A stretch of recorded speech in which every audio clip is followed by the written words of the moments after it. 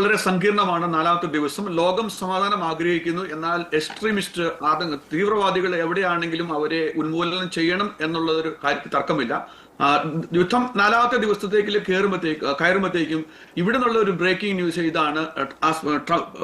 American president Donald ട്രംപിന്റെ വാചകങ്ങൾ നമ്മൾ കടമെടുക്കുകയാണെങ്കിൽ big one is coming, a big wave is coming. അപ്പൊ അത് എന്താണ് എന്നുള്ളത് ആന്റിസിപ്പേറ്റ് ചെയ്യുന്നത് ഈ ആദ്യത്തെ ഒരു സ്റ്റേജിൽ അമേരിക്കയുടെ സ്ട്രാറ്റജി അല്ലെങ്കിൽ ഇസ്രായേലിന്റെ സ്ട്രാറ്റജി എന്ന് പറഞ്ഞിരുന്നത് മൊത്തം ഇറാന്റെ ലീഡർഷിപ്പിനെ ഉന്മൂലനം ചെയ്യുക എന്നുള്ളതായിരുന്നു. അപ്പൊ അത് ഒരു പരിധിവരെ അല്ല കംപ്ലീറ്റ് സക്സസ് ആയിരുന്നു. ഏകദേശം 50-ലധികം ലീഡിംഗ് ലീഡേഴ്സ് ആണ് കൊല്ലപ്പെട്ടത്, ഇൻക്ലൂഡിംഗ് അയത്തുള്ള ഖൊമേനിയും അദ്ദേഹത്തിന്റെ സക്സസറും ഉൾപ്പെടെയും പിന്നെ മിലിറ്ററിയിലെയും ഫോറിൻ മിനിസ്റ്റർ ഉൾപ്പെടെയുള്ള ആൾക്കാർ കൊല്ലപ്പെടുകയുണ്ടായെന്ന് നമ്മൾ കണ്ടു. അപ്പൊ അത് കഴിഞ്ഞിട്ട് അടുത്ത ഒരു സ്ട്രാറ്റജിയിൽ അപ്പൊ അത് പറയുമ്പോൾ നമ്മൾ ഇതിലൂടെ പറയാതിരിക്കാൻ പറ്റത്തില്ല. ഏകദേശം 280 അല്ലെങ്കിൽ 290ഓളം സിവിയർ കാഷ്വാലിറ്റീസ് ഇറാൻ ഉണ്ടായി.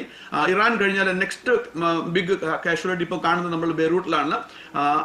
അത് ഓപ്പോസിറ്റ് സൈഡിൽ, അതായത് അതുപോലെ തന്നെ ഗൾഫ് കൺട്രീസിലും ഒറ്റപ്പെട്ട ചില ഇൻസിഡന്റ് ഉണ്ടായി. അതിനകത്ത് ഏറ്റവും എടുത്തു പറയേണ്ടത് 6 അമേരിക്കൻ സോൾജിയേഴ്സ് കൊല്ലപ്പെട്ടു എന്നുള്ളതാണ്. ഏകദേശം 18ഓളം സിവിയർലി വൂണ്ടഡ് ആണ്.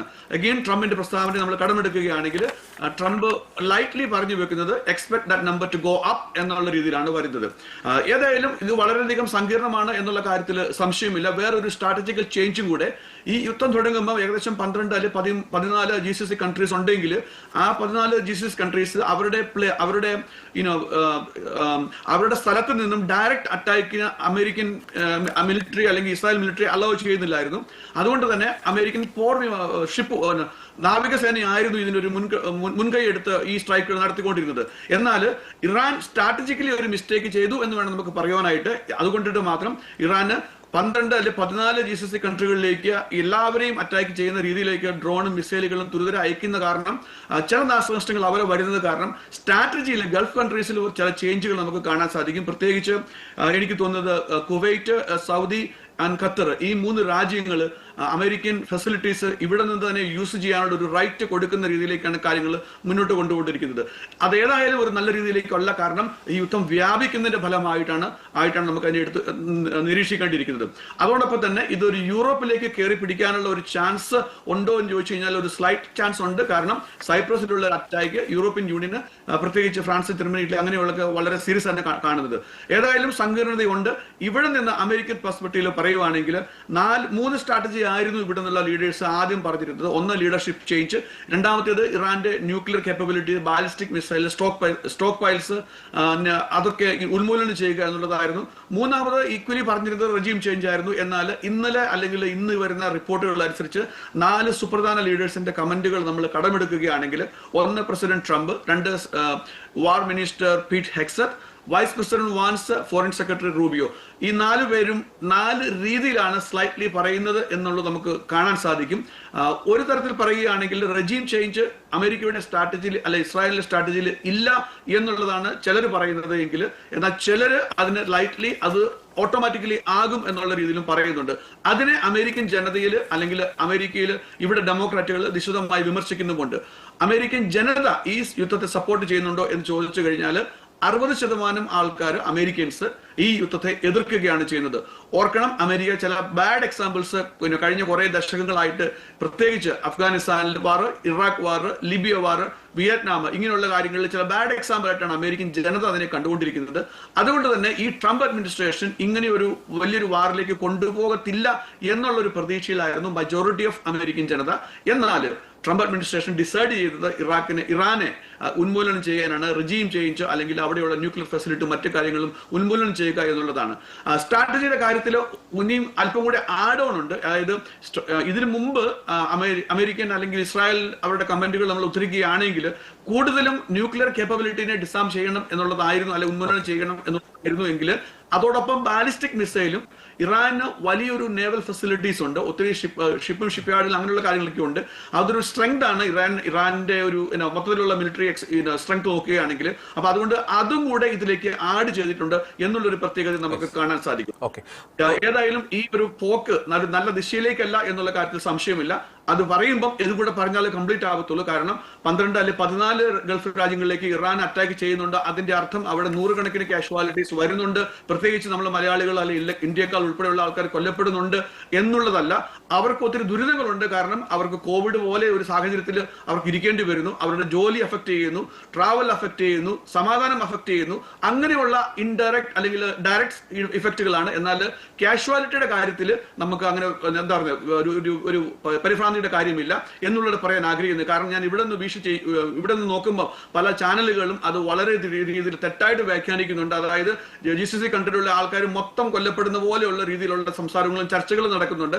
അതുകൊണ്ടിട്ടാണ് ഇവിടെ നിന്ന് ഇൻഡിപെൻഡന്റ് സംസാരിക്കുമ്പോൾ അങ്ങനെ ഒരു വാണിംഗും കൂടെ ഞാൻ പറയാൻ ആഗ്രഹിക്കുന്നു. ഓക്കെ, ഒരു കാര്യം കൂടി ചോദിക്കാൻ ആഗ്രഹിക്കുന്നത്, ട്രംപിനെതിരെ ഏതെങ്കിലും രാഷ്ട്രീയ നീക്കങ്ങൾ അവിടെ നടക്കുന്നുണ്ടോ? അദ്ദേഹത്തിന്റെ ഈ മിലിറ്ററി അതോറിറ്റി അല്ലെങ്കിൽ ഈ വാർ പവർ അതിനെ ഒന്ന് ലിമിറ്റ് ചെയ്യാൻ വേണ്ടിയിട്ട് സെനറ്റേഴ്സ് വോട്ടിങ്ങിന് തയ്യാറെടുക്കുന്നു എന്ന തരത്തിലുള്ള ചില വാർത്തകൾ അവിടെ നിന്നും പുറത്തു വരുന്നുണ്ട്. അതിനെപ്പറ്റിയുള്ള ഒരു അപ്ഡേഷൻ ഒന്ന് പങ്കുവയ്ക്കാം.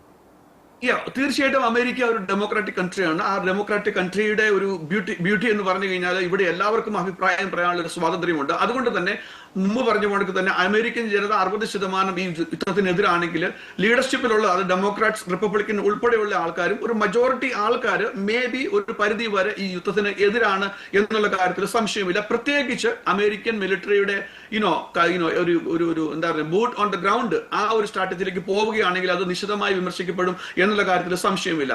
എന്ന് കരുതി ട്രംപിന് ഇന്നല്ലെങ്കിൽ നാളെ ആരെങ്കിലും കൈക്ക് പൂച്ചു വിലങ്ങിടും എന്ന് നമുക്ക് വ്യാഖ്യാനിക്കാൻ പറ്റത്തില്ല. എന്താണ് ഇവിടെ നിന്ന് നോക്കിക്കാണുമ്പോൾ അല്ലെ ഇവർ ആഗ്രഹിക്കുന്നതെന്ന് പറഞ്ഞു കഴിഞ്ഞാൽ, ഇങ്ങനെ ഒരു വാർ ഒരു എക്സ്റ്റേണൽ കൺട്രിയുമായിട്ട് ഡിക്ലെയർ ചെയ്യണമെങ്കിൽ അമേരിക്കയുടെ ആർട്ടിക്കിൾ 1 കോൺസ്റ്റിറ്റ്യൂഷൻ ആർട്ടിക്കിൾ 1 അനുസരിച്ചിട്ട് പ്രസിഡന്റിന് US കോൺഗ്രസിന്റെ അപ്രൂവലിന്റെ അത് കാര്യമുണ്ട് ടെക്നിക്കലി പറയുവാണെങ്കിൽ. അപ്പം ആ അപ്രൂവൽ ഇല്ലാതെയാണ് ട്രംപ് അഡ്മിനിസ്ട്രേഷൻ പോയത്. അതാണ് ഇവിടെ നിന്നുള്ളൊരു വിമർശനം. അപ്പം അദ്ദേഹം പറയുന്നത്, ട്രംപ് അഡ്മിനിസ്ട്രേഷൻ പറയുന്നത് ആർട്ടിക്കിൾ 2 അനുസരിച്ച് പ്രസിഡന്റിന്റെ എക്സിക്യൂട്ടീവ് പവർ അനുസരിച്ചിട്ട് ഇങ്ങനെ ഒരു യുദ്ധത്തിലേക്ക് പോകാനുള്ള ഒരു റൈറ്റ് എക്സിക്യൂട്ടീവ് അധികാരം മുഖേന ട്രംപിനുണ്ട് എന്നുള്ളതാണ്. അതൊരു കോൺട്രവേഴ്സ്യൽ സ്റ്റേറ്റ്മെന്റ് ആണ്. രണ്ട് രീതിയിൽ നോക്കുകയാണെങ്കിൽ അത് തീരുമാനമാകുന്നത് ഇനി ഫ്യൂച്ചറിലായിരിക്കും. നമുക്കറിയാം ചില സമയങ്ങളിൽ സുപ്രീം കോർട്ട് ട്രംപ് അഡ്മിനിസ്ട്രേഷന് ചില ഡ്രോബാക്ക് എന്താ പറയുക ചില തീരുമാനങ്ങളെ ക്യാൻസൽ ചെയ്തിട്ടുണ്ട്. ഫോർ എക്സാമ്പിൾ ടാരിഫിന്റെ ഇഷ്യൂ വന്നിട്ടുണ്ട്. അതും ആദ്യം ട്രംപ് അഡ്മിനിസ്ട്രേഷന് മാത്രമല്ല, അഡ്മിനിസ്ട്രേഷനിൽ ഡെമോക്രാറ്റ് ആണെങ്കിലും റിപ്പബ്ലിക്കൻ ആണെങ്കിലും അമേരിക്കയിൽ അത് പോസിബിൾ ആണ്. കാരണം കഴിഞ്ഞ ടേമിൽ ജോ ബൈഡൻ ഉണ്ടായിരുന്ന സമയത്ത് സ്റ്റുഡന്റ് ലോൺ ക്യാൻസൽ ആക്കുന്ന ഒരു പദ്ധതി വളരെയധികം വിവാദമായിരുന്നു. അതിനെ സുപ്രീം കോർട്ട് ക്യാൻസൽ ചെയ്തിട്ടുണ്ട്. ജോ ബൈഡൻ അഡ്മിനിസ്ട്രേഷൻ വളരെയധികം ശ്രമിച്ചിട്ടും അതിനകത്ത് ഒരു മുക്തി ഉണ്ടായില്ല എന്ന് നമുക്ക് കാണാൻ പറ്റും. അപ്പൊ അതിന്റെ അർത്ഥം ഇനി വരും ദിവസങ്ങളിൽ US കോൺഗ്രസിലും സെനറ്റിലും ഇതൊരു ഹോട്ടായിട്ടുള്ള ഡിബേറ്റ് ആയിരിക്കും. ഡെമോക്രാറ്റ് ഇവിടെ എന്താ പറയുന്നത് എല്ലാ ശ്രമവും നടത്തുന്നുണ്ട് US കോൺഗ്രസ് ഒരു വോട്ടിന് കൊണ്ടുവരാനായിട്ട്. അപ്പൊ വോട്ടിന് കൊണ്ടുവരുവാണെങ്കിൽ അവിടെ മജോറിറ്റി കോൺഗ്രസ് അല്ലെങ്കിൽ മജോറിറ്റി സെനറ്റിലുള്ള ആൾക്കാർ ഈ വാറിനെ ഒപ്പോസ് ചെയ്യുകയാണെങ്കിൽ അത് ട്രംപിന് ഒരു തിരിച്ചടി ആയിരിക്കും. അത് ഈ യുദ്ധത്തിൽ നിന്ന് ട്രംപിനെ പിന്തിരിപ്പിക്കാൻ ഒരു കാരണവുമായിരിക്കും. കീ പോയിന്റ് എന്ന് പറയുന്നത് troop on the ground, American troop ഗ്രൗണ്ടിൽ എൻട്രി ചെയ്യുകയാണെങ്കിൽ അത് വളരെ ഒരു റെഡ് ലൈൻ ആയിട്ടാണ് ഇവിടെയുള്ള ആൾക്കാർ കാണുന്നത്. എന്നാൽ റെജീം ചേഞ്ച് ഉണ്ടാവണമെങ്കിൽ ഗ്രൂപ്പ് ഓൺ ദ ഗ്രൗണ്ടിൽ ഇല്ലാതെ നടക്കുകയില്ല എന്നാണ് മിലിറ്ററി അനലിസ്റ്റുകൾ പറയുന്നത്. കാരണം ഇതിനെ നമ്മൾ ഒരു സിറിയ വിഷയമായിട്ടോ അല്ലെങ്കിൽ ഒരു എന്താ പറയുന്നത് ലിബിയ വിഷയമായിട്ടോ അല്ലെങ്കിൽ വെനീസ്വലയിൽ കഴിഞ്ഞ മാസം നടന്ന മുടക്ക് നമുക്ക് ലഘൂകരിച്ച് കാണാൻ പറ്റത്തില്ല. കാരണം വെനീസ്വല പോലെ അല്ലെങ്കിൽ ലിബിയ പോലെ ഒരു ചെറിയ രാജ്യമല്ല ഇറാൻ എന്ന് പറയുന്നത്. ഇറാൻ ഒരു വലിയ രാജ്യമാണ്. അവരുടെ മിലിറ്ററി കേപ്പബിലിറ്റീസ് വളരെ വൈവിധ്യമായിരുന്ന കാര്യങ്ങളുണ്ട് എന്നാണ് അവർ ക്ലെയിം ചെയ്യുന്നത്. ഇൻക്ലൂഡിംഗ് ബാലിസ്റ്റിക് മിസൈൽ അവർക്ക് ഉണ്ട് എന്നാണ് ക്ലെയിം ചെയ്യുന്നത്. ന്യൂക്ലിയർ കേപ്പബിലിറ്റിയുടെ അരികിലത്തെ വരെയാണ് എന്ന് അവർ ക്ലെയിം ചെയ്യുന്നു. അപ്പൊ അങ്ങനെയാണെങ്കിൽ അതിനെ അത് സീരിയസ് ആയിട്ട് എടുത്തേ പറ്റൂ എന്നുള്ളൊരു ചിന്തയും അഡ്മിനിസ്ട്രേഷനുണ്ട്. ഏതായാലും ഇവിടെ ഒരു ഡിബേറ്റ് നടക്കുന്നുണ്ടോ എന്ന് ചോദിച്ചു കഴിഞ്ഞാൽ ഉണ്ട്. അതിന്റെ അർത്ഥം അമേരിക്ക അരാജകത്തിലേക്ക് അല്ലെ ഇവിടെ പ്രസിഡന്റ് ട്രംപിനെ ആരെങ്കിലും അട്ടിമറിക്കുന്നു എന്നുള്ള രീതിയിൽ അതിനെ വ്യാഖ്യാനിക്കരുത് എന്നുകൂടി ഞാൻ പറയാൻ ആഗ്രഹിക്കുന്നു. ഓക്കെ, അവസാനമായിട്ട് ഒരു കാര്യം കൂടി. ഇന്നലെ ട്രംപ് നടത്തിയ ഒരു പ്രസ്താവനയുണ്ട്. വളരെ നാളത്തേക്ക് യുദ്ധം തുടർന്നുകൊണ്ട് പോകുവാനുള്ള എല്ലാ സംവിധാനങ്ങളും ആയുധങ്ങളും അമേരിക്കയുടെ പക്കലുണ്ട് എന്ന് അദ്ദേഹം പറയുന്നു. എനിക്ക് തോന്നി അടുത്ത കാലത്ത് പ്രാദേശിക തലത്തിൽ അമേരിക്കയുടെ ഏറ്റവും വലിയ സൈനിക വിന്യാസമാണ് പശ്ചിമേഷ്യയിൽ നാം കാണുന്നത്. അപ്പോൾ അത് എടുത്തു നോക്കുമ്പോൾ ഇത് യുദ്ധം ദിവസങ്ങളോളം ഒരുപക്ഷെ ആഴ്ചകളോളം നീണ്ടുപോയേക്കാം എന്ന ഒരു സൂചനയാണോ അദ്ദേഹം നൽകുന്നത്? ശ്രീ സജി. ആദ്യത്തെ ട്രംപിന്റെ വീഡിയോ മെസ്സേജിങ് നമ്മൾ നോക്കുകയാണെങ്കിൽ അദ്ദേഹം ഒരു ഇൻഡിക്കേഷൻ തന്നിരുന്നു, ഇത് ഒരു ഓവർനൈറ്റ് എക്സസൈസ് അല്ല, അങ്ങനെ എക്സ്പെക്ട് ചെയ്യുന്നില്ല എന്നുള്ളതായിരുന്നു ഫസ്റ്റ് ഇൻഡിക്കേഷൻ. അത് നമ്മൾക്ക് എല്ലാവരോടും അത് കുറെ ചോദ്യങ്ങൾ ഉണർത്തി. എന്താണ് അങ്ങനെയാണെങ്കിൽ എത്ര ദിവസം, ഒരാഴ്ചയാണോ, 2 ആഴ്ചയാണോ, 3 ആഴ്ചയാണോ? സെക്കൻഡ് മെസ്സേജിൽ വരുന്നത് 4 തൊട്ട് 5 ആഴ്ച വരെ എന്നുള്ളതാണ് ആ മെസ്സേജ് വരുന്നത്.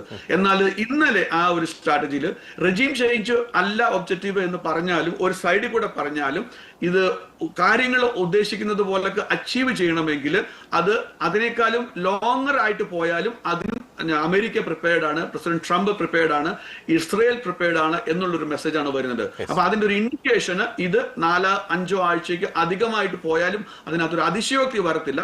അതിലൊരു തിരിച്ചു വരണമെങ്കിൽ അതിനു മുമ്പ് ഈ ഇറാന്റെ അഡ്മിനിസ്ട്രേഷൻ കംപ്ലീറ്റ് കൊളാപ്സ് ആകുകയും അവരുടെ മിലിറ്ററി കേപ്പബിലിറ്റീസ് കംപ്ലീറ്റ് നാമാവശേഷമൊക്കെ ആവുകയും ഇത് മറ്റ് ഗൾഫ് രാജ്യങ്ങളിലേക്ക് പടർന്ന് അവരും കൂടെ ആക്റ്റീവലി പാർട്ടിസിപ്പേറ്റ് ചെയ്യാതിരിക്കുകയും ചെയ്യുന്ന സിനറിയിലേക്ക് മാത്രമേ വരത്തുള്ളൂ. ഒരു പോസിബിലിറ്റി എന്നുള്ളത് മറ്റ് ഗൾഫ് രാജ്യങ്ങളുടെ ഈ യുദ്ധത്തിൽ ആക്റ്റീവലി പാർട്ടിസിപ്പേറ്റ് ചെയ്യുക, ഡയറക്ട്ലി പാർട്ടിസിപ്പേറ്റ് ചെയ്യുകയാണെങ്കിൽ ഇതൊരു കൈവിട്ട കളിയായി മാറിപ്പോയേക്കാം എന്ന് നമുക്ക് പറയേണ്ടി വരും. എന്നാൽ ആ അവരും റെസ്ട്രെയിൻഡ് ആണ്. അവിടെ ഒറ്റപ്പെട്ട മിസൈലുകൾ വന്ന് വീഴുന്നു എന്ന് നമുക്ക് പറയുന്നത് ശരിയല്ല ടെക്നിക്കലി. കാരണം മിസൈലുകളുടെ അവശിഷ്ടങ്ങളാണ് അവിടെ വന്ന് വീഴുന്നത്. അതാണ് നമ്മൾ ഹോട്ടലിൽ വീഴുന്നത് കാണുന്നത്, അല്ലെങ്കിൽ എയർപോർട്ടിൽ വീഴുന്നത് കാണുന്നത്, അല്ലെങ്കിൽ ഒറ്റപ്പെട്ട സ്ഥലങ്ങളിൽ വീഴുന്നത് കാണുന്നത്. അല്ലാതെ ഒരു ഡയറക്റ്റ് മിസൈൽ ഡയറക്റ്റ് വന്ന് അവിടെ പതിക്കുകയാണെങ്കിൽ 100 കണക്കിന് ആൾക്കാർ മരിക്കും അല്ലെ കൊല്ലപ്പെടും എന്നുള്ള കാര്യത്തിൽ സംശയമില്ല. അങ്ങനെ ഒരു സിറ്റുവേഷനിലേക്ക് ഗൾഫ് കൺട്രീസ് ഇതുവരെ വന്നിട്ടില്ല ഇവിടെ നിന്ന് നോക്കി കാണുമ്പോൾ. എന്നാൽ അവശിഷ്ടങ്ങൾ വന്നിട്ടുള്ള ചെറിയ തോതിലുള്ള പ്രശ്നങ്ങൾ അവിടെ ഉണ്ടാവുന്നുണ്ട് എന്നുള്ള കാര്യത്തിൽ സംശയമില്ല. ഓക്കെ, വളരെ നന്ദി ശ്രീ സജിമോൻ. ഈ ഒരു ഘട്ടത്തിൽ ഷെക്കന ന്യൂസിനോട് അമേരിക്കയിലെ നിലവിലെ ഒരു സാഹചര്യം, പശ്ചിമേഷ്യയിലെ സാഹചര്യം വളരെ വ്യക്തമായിട്ട് വിശദീകരിച്ചതിന് വളരെ നന്ദി.